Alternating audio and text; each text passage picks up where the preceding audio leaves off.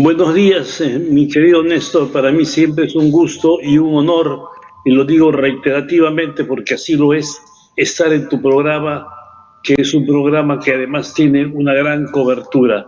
Bueno, yo creo que la elección del doctor Aníbal Torres como primer ministro tiene varias lecturas. Sin lugar a dudas, creo que eso es importante resaltarlo. Ujú. Aníbal Torres es, desde el punto de vista académico, una figura respetable y hasta me atrevería a decir icónica en el Perú.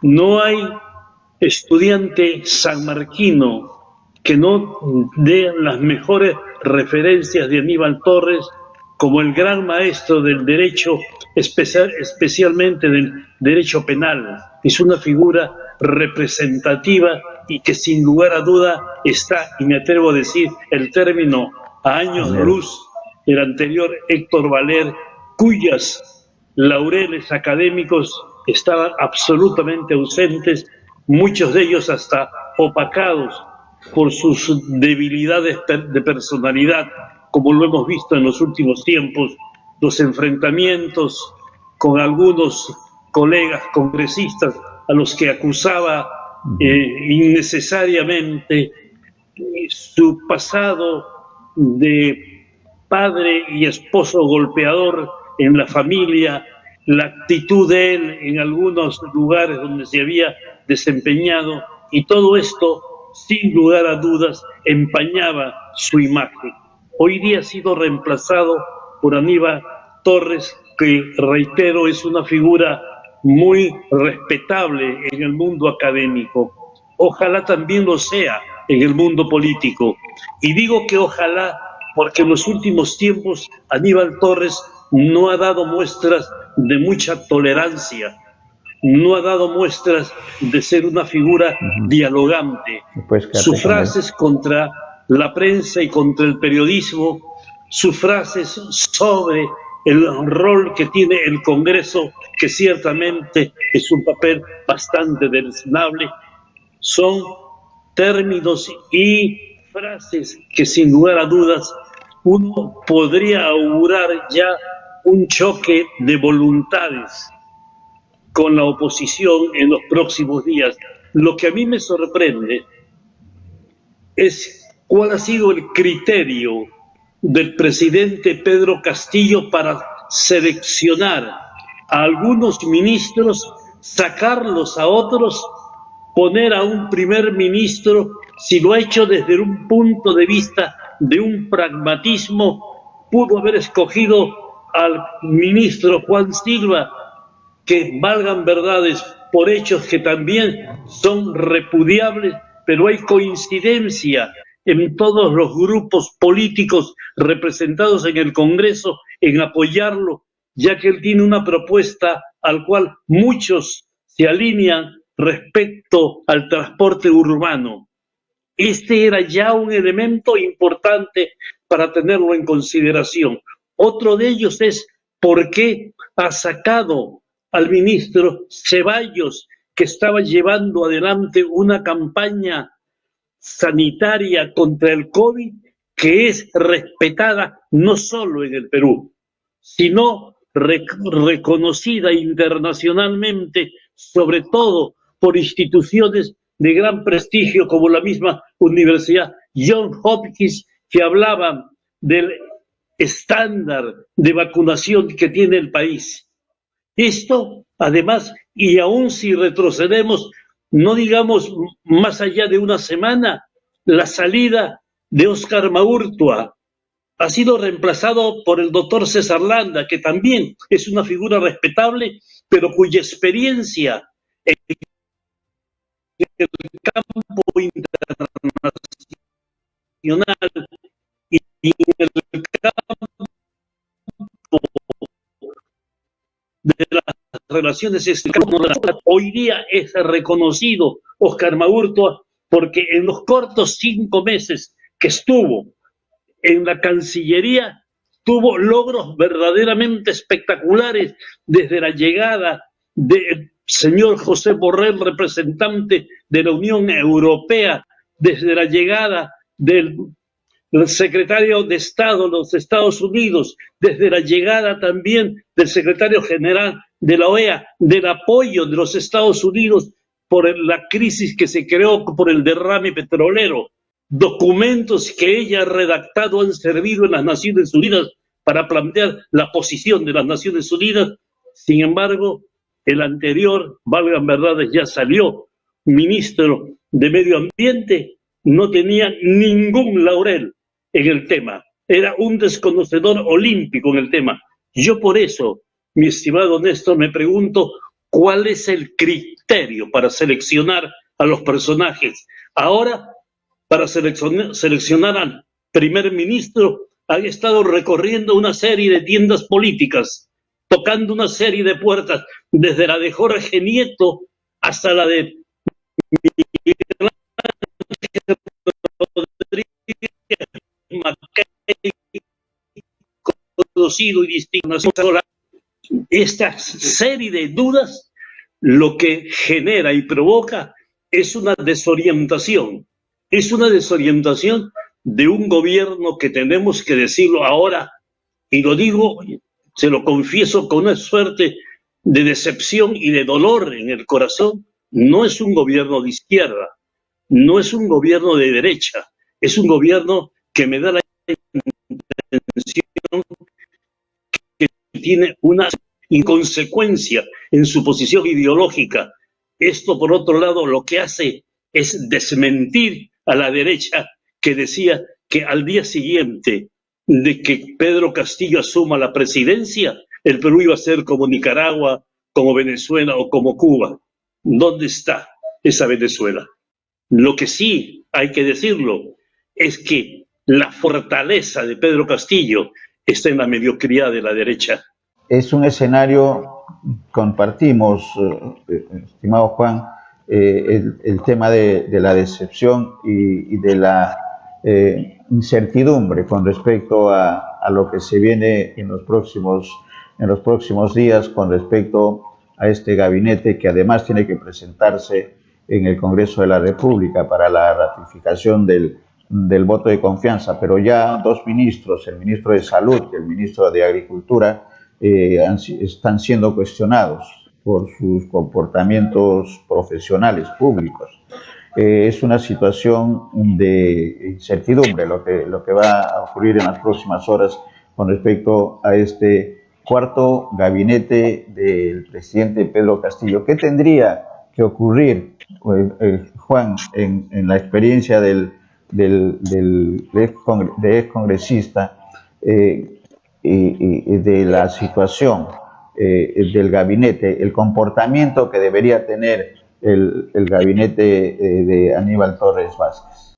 Nuevo gabinete de Aníbal debe tener actitud positiva. Hasta ahora no hay actitud propositiva ni del gobierno ni del Congreso. El desgaste del gobierno es acompañado por el desgaste del Congreso. Claro. Y cuando el Congreso manifiesta que el presidente debe presentar su renuncia, pero el Congreso continuaría, yo quisiera que esta pregunta se la hicieran también a la población. La población quiere que se vaya el gobierno de Pedro Castillo. Y esto es, reitero, doloroso decirlo, porque muchos teníamos confianza de que iba a haber un cambio en el Perú, porque muchos considerábamos que el momento histórico era propicio para el cambio, es decir, el bicentenario del Perú, 200 años de nuestra independencia, y por una extraña y singular coincidencia asumía la presidencia un maestro de escuela modesto de los Andes. Era una suerte de reivindicación histórica que el destino estaba proponiendo al Perú. Las cosas no salieron como se esperaba y entonces la población tuvo una confianza en que el Congreso pueda enrumbarle el camino al presidente Castillo, hacerle propuestas al presidente Castillo, tomarlo de la mano y decir: si usted no puede conducir este país, nos tenemos la autoridad no solamente legal, sino política, con la legitimidad que nos da el respaldo de la población. Pero el Congreso resultó siendo tan terriblemente mediocre que hoy día nosotros podemos gritar a voz en cuello que se vayan todos. La vieja frase que se ha dicho en muchas oportunidades en otros escenarios políticos y que en los últimos tiempos se repitió con fuerza en Chile. Es decir, el Congreso no está dentro de la demanda. La actitud del Congreso sigue siendo una actitud en la cual solamente se buscan los intereses privados y los intereses particulares. Esta es la debilidad del Congreso que termina siendo indirectamente la fortaleza de Castillo. Yo soy de la tesis de que deben haber elecciones nuevas. Yo espero que no haya ninguna tentación golpista. Ninguna tentación golpista, porque la misma derecha que no reconoció desde el comienzo a Castillo y que hablaba de fraude y que se le ha probado que no ha habido fraude, los observadores internacionales dicen que no hay siquiera asomo de fraude. Ellos que decían que había más de 10.000 votos fraudulentos, finalmente se descubrieron que solamente eran 27 o 28 y que había sido por un error de identificación, etcétera. Esto hay que asumirlo. Es una falla que tuvo la derecha porque tuvo solo la salida fácil del adjetivo y del insulto. No hizo ninguna propuesta. No hubo ninguna idea clara.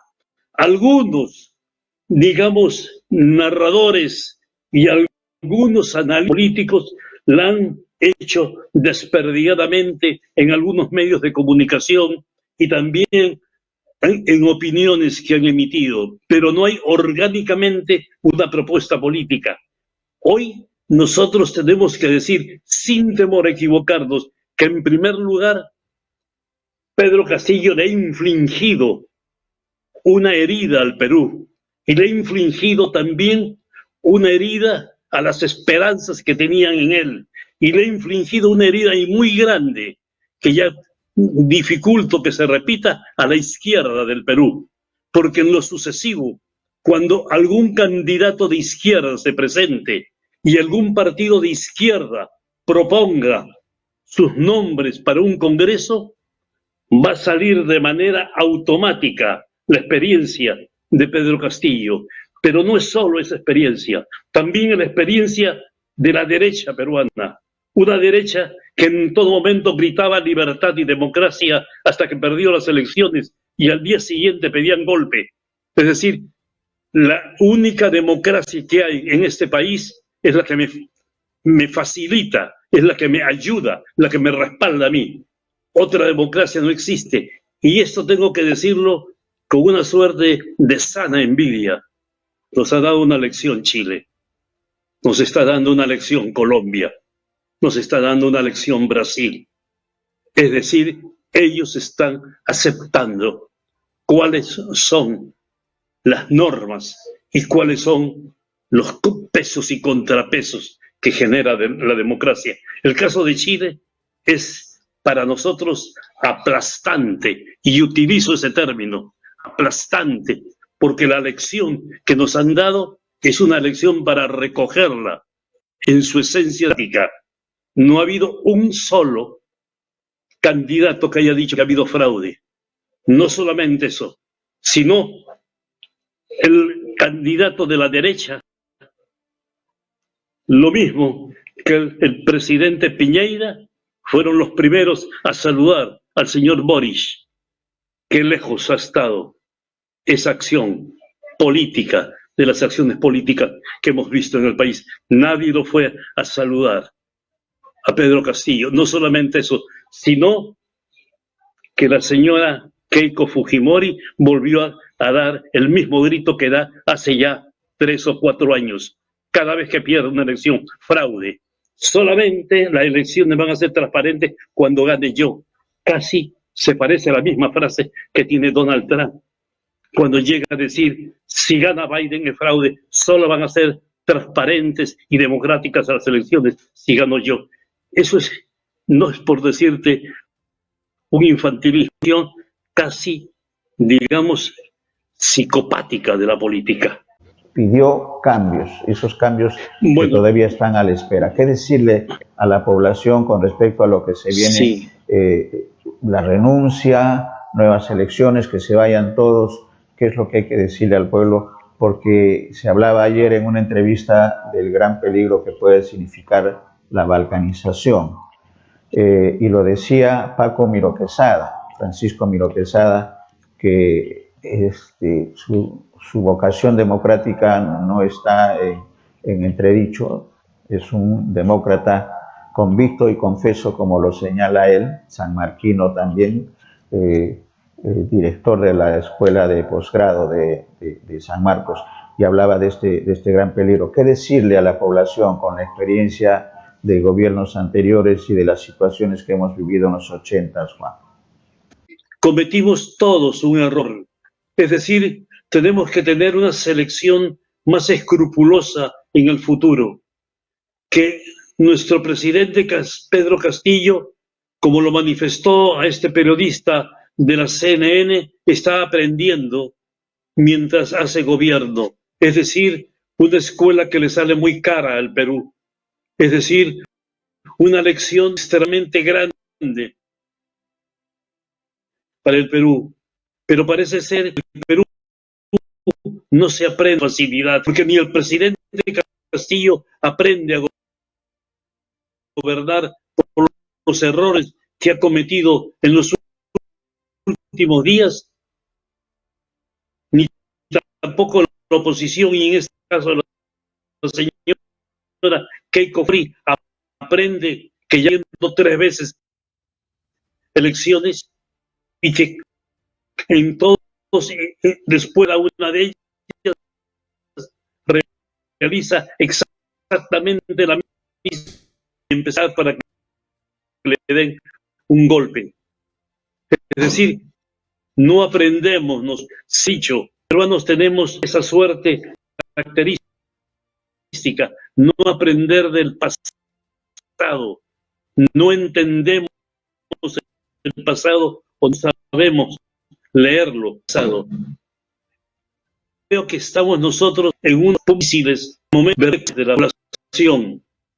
Y digo esto porque, como lo ha dicho Paco Miro Quesada, se corre el peligro de una balcanización. Todavía que es polar llegar a ese momento. Es porque se pueda llegar, insiste, poderosos en todo, tienen que fundar nuevos partidos con nuevos conceptos, con visiones ideológicas más modernas. Estamos nosotros anquilosados en los años 60, como lo hemos dicho tantas veces, y la derecha anquilosada en los años 30 y 40, como si fuera una república aristocrática. Lo hemos visto, la actitud de algunos congresistas, es decir, hace unos días, o me atrevería a decir unas horas, la actitud de la señora presidenta del Congreso de la República con una alcaldesa, hablándole de que esa era su casa y no podía hablar con esos términos. Esa señora no ha entendido, esa señora que creo que es abogada, que es de familia de abogados, no ha entendido que esa no es su casa, esa es la casa de todos los peruanos, y los inquilinos que están ahí momentáneamente son inquilinos precarios porque tienen un límite para que salgan. Eso no he podido entender, y esa es una lección que se desperdicia. Ha desperdiciado este momento histórico el señor Pedro Castillo. Pudo haber dado un golpe de timón, pudo haber puesto mejor gente, mejores elementos, mejores actores políticos, como habíamos dicho, mi estimado Néstor. Verdaderamente es sorprendente los actores políticos que sacó. Lo sacó a Pedro Franque, lo sacó a Ceballos, que ha llevado adelante, reitero, una campaña de vacunación que es verdaderamente ejemplar en América Latina. Lo había sacado anteriormente a Óscar Maurto, razones por las cuales yo sé que él personalmente gestionó algunas propuestas del Perú.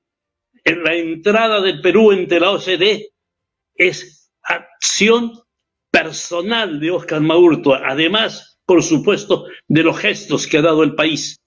Digo esto cuando yo me pregunto por qué entonces salieron esos actores políticos. ¿Cuál es la visión de mundo que tiene el señor Castillo? Creo que es hoy día aceptable y espero que lo sea, que los errores que ha cometido él no han sido parte de los partidos. Ellos deben su cuota de poder. Ese mundo pequeño y mínimo del negocio, de la plata crematística, de ganar el momento, el centavo. Es decir, es casi una visión de sobrevivencia, como la tiene el Congreso, como la tiene Pedro Castillo. Pedro Castillo ha hecho un gabinete para sobrevivirle a la posibilidad de una vacancia. Con optimismo, que las cosas vayan por el rumbo que tienen que ir. La renuncia es una opción y lo que habría que ver es en qué condiciones se da también elecciones. Coincidimos totalmente, Juan, con que tienen que haber elecciones y que se vayan todos. Palabras finales con respecto a este Muchas comentario. gracias. He querido darles un mensaje, aunque ha sido pesimista, pero esperemos que después de este momento tengamos posibilidades optimistas. Veamos algunos detalles. El día de ayer la bolsa ha subido espectacularmente como no subía hace por lo menos 3 años y medio a 4 años. El dólar sigue bajando. Las exportaciones agroindustriales del Perú, a pesar de lo castigada que han sido, siguen avanzando. El Perú es más grande que sus padres. Nuestro viejo profesor Jorge Basadre. Lo digo porque Basadre fue mi profesor y disculpen que yo narre un hecho personal. Fue mi profesor y yo me acerqué a Basadre y Basadre conversaba conmigo y cuando hablábamos del Perú y de sus debilidades, él me decía casi textualmente: Belit, no se olvide, el Perú es mucho más grande que sus problemas y felizmente. Sí, el optimismo es lo que tiene que prevalecer en estos tiempos tan difíciles.